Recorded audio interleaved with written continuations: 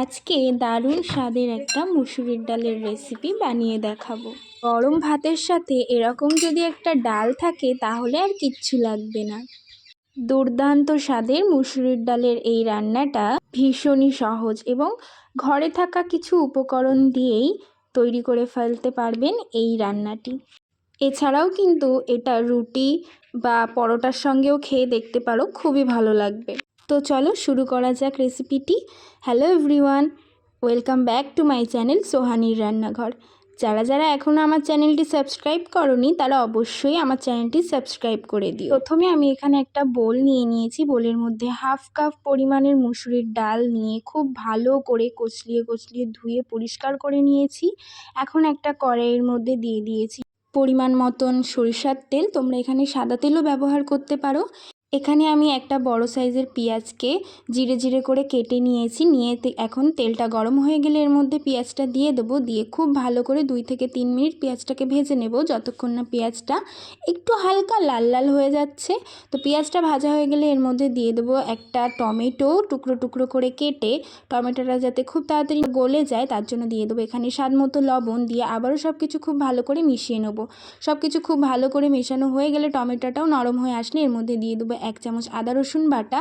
দিয়ে আবারও সব কিছু খুব ভালো করে নাড়াচাড়া করে মিশিয়ে নেব। আদা রসুনের গন্ধটা চলে গেলে এর মধ্যে দিয়ে দেবো 1 চামচ হলুদ গুঁড়ো, 1 চামচ লঙ্কার গুঁড়ো এবং 1 চামচ জিরে গুঁড়ো। দিয়ে সব কিছু আবারও খুব ভালো করে মিশিয়ে নেব। মশলাটা ততক্ষণ কষাতে হবে যতক্ষণ না মশলার গা দিয়ে তেলটা বেরিয়ে যাচ্ছে এবং মশলাটা খুব ভালো করে কষিয়ে নিতে হবে। তো এখানে মশলাটা আমি 2 থেকে 3 মিনিট খুব ভালো করে কষিয়ে নিয়েছি। তেলও বেরিয়ে গেছে। এখন ধুয়ে রাখা মুসুর ডালটা মশলাটার মধ্যে দিয়ে দেবো। দিয়ে আবারও ডালটার সঙ্গে মশলাটাকে খুব ভালো করে মিশিয়ে নেব 2 থেকে 3 মিনিট। মেশানো হয়ে গেলে এর মধ্যে দিয়ে দেবো 1 কাপ পরিমাণের জল। দিয়ে আবারও সব কিছু মিশিয়ে নিয়ে 4-5টা কাঁচা লঙ্কা দিয়ে ঢাকা দিয়ে দেবো। 4 থেকে 5 মিনিট আমি ডালটাকে ঢাকা দিয়ে রেখেছি। ডালটা খুব ভালো করে ফুটে গেলে এবং জলটাও অনেকটা কমে আসলে ঢাকা খুলে আবারও সব কিছু খুব ভালো করে একটু নাড়াচাড়া করে এর মধ্যে দিয়ে দেবো 2 কাপ পরিমাণের জল। দিয়ে আবারও ঢাকা দিয়ে দেবো যাতে ডালটা আরেকটু গলে যায়। ঢাকা দিয়ে এখন 3 থেকে 4 মিনিট আমি ঢাকা দিয়ে রেখে দেবো যাতে ডালটা গলে আসে। তো 4 মিনিট পর আমি ঢাকা খুলে ডালটাকে আবারও একটু নাড়াচাড়া দিয়ে মিশিয়ে নেব। তো ডালটা অনেকটাই গলে এসছে। এখন যে এক্সট্রা জলটা আছে ডালের মধ্যে সেটা আমি নাড়াচাড়া করে খুব ভালো করে জলটাকে পুরো শুকিয়ে নেব। একদম জলটা শুকিয়ে গেলে ডালটা একদম মাখো হয়ে গেলে এরকম পর্যায়ে চলে আসলে এর মধ্যে এখন আমি জল অ্যাড করব। ডালটা আমি খুব বেশি ঘন রাখবো না, একটু পাতলা করব। তো আমি সেই অনুযায়ী এখানে 5 কাপ জল দিচ্ছি। তোমরা যেরকম ডালের ঘনত্বটা রাখতে চাইছো সেই অনুযায়ী জল দিও।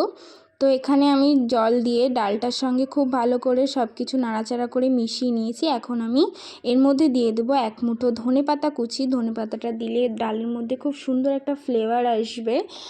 তো এখন আমি ধনেপাতাটা দিয়ে আবারও সব কিছু ডালের সঙ্গে মিশিয়ে নিয়ে এখন ঢাকা দিয়ে দেবো ডালটা ফোটার জন্য। তো এখানে আমি 2 মিনিট মতো ঢাকা দিয়ে রেখে দিয়েছি। ডালটা অল্প একটু ফোটা শুরু হয়ে গেলে ঢাকা খুলে এর মধ্যে আমি স্বাদ মতো আরেকটু লবণ অ্যাড করে দেব। আবারও ডালের সঙ্গে খুব ভালো করে নাড়াচাড়া দিয়ে মিশিয়ে নেব। নিয়ে আবারও ডালটাকে ঢাকা দিয়ে দেবো। তো এখন আমি ডালের একটা ফোড়ন দেব। তো সেটা রেডি করে আমি পাশে একটা গ্যাসের একটা প্যান বসিয়ে নিয়েছি। সেখানে দিয়ে দিয়েছি সরিষার তেল, 3টে শুকনো লঙ্কা দিয়ে খুব ভালো করে ভেজে নেব। শুকনো লঙ্কাটা একটু ভাজা হয়ে গেলে এর মধ্যে এখন দিয়ে দেবো 10 থেকে 12টা মতন আমি রসুনের কোয়া কুচি করে নিয়েছি। সেটা এখন দিয়ে খুব ভালো করে আবারও সব কিছু ভেজে নেব। তো রসুন আর শুকনো লঙ্কাগুলো ভাজা হয়ে গেলে এখন এর মধ্যে আমি দিয়ে দেবো 1/2 চামচ পরিমাণের হলুদ গুঁড়ো এবং 1 চামচ মতো কাশ্মীরি লঙ্কার গুঁড়ো। দিয়ে সব কিছু আবারও খুব ভালো করে মিশিয়ে নেব। নিয়ে আমি এখন এটাকে ফুটন্ত ডালের মধ্যে দিয়ে দেবো। তো এখন এই ফোড়নটা আমি ডালের মধ্যে দিয়ে দেবো। এতে করে এই ফোড়নটা ডালের মধ্যে দিলে খুব সুন্দর একটা টেস্ট আসে। তো খুব ভালো করে ডালের সঙ্গে মিশিয়ে নিয়ে 2 থেকে 3 মিনিট মতো ডালটা ফুটিয়ে নিলেই আমাদের তৈরি সুস্বাদু স্বাদের এই ডালের রেসিপিটি। তো এখানে আমি 3 মিনিট মতো ডালটাকে খুব ভালো করে ফুটিয়ে নিয়েছি। তো তৈরি আমাদের খুবই সিম্পল আজকের ডালের রেসিপিটি। তো আপনাদের ভিডিওটি কেমন লাগলো অবশ্যই কমেন্ট করে জানাবেন। আর যদি ভালো লেগে থাকে অবশ্যই ভিডিওটি লাইক করবেন এবং চ্যানেলটিকে সাবস্ক্রাইব করবেন। Thank you for watching.